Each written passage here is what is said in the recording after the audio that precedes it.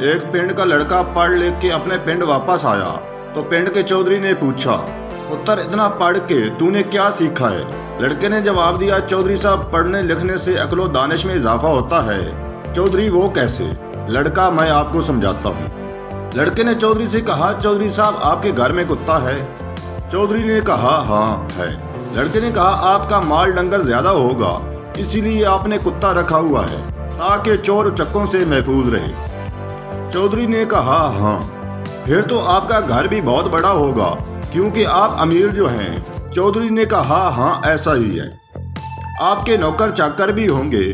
चौधरी ने कहा हाँ बिल्कुल। लड़के ने कहा आप एक खुशहाल जिंदगी गुजार रहे होंगे? चौधरी ने कहा हाँ।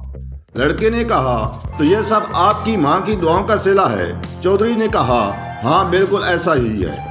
लड़का चौधरी से कहने लगा, इसका मतलब है कि आपकी माँ एक नेक औरत है जिसकी दुआएं आपके हक में कबूल होती हैं। चौधरी ने कहा बस पुत्र मैं समझ गया। अगले दिन चौधरी के पास कोई कमी आया तो चौधरी ने कहा, ओए गामिया, ये अपने पिंड का जो लड़का पढ़ लिख के आया है इसने एवं इतने साल जाया किए हैं। गामा, चौधरी साहब वो कैसे? चौधरी जो उसने इतने सालों में सीखा है मुझे झट पल में समझ आ गया।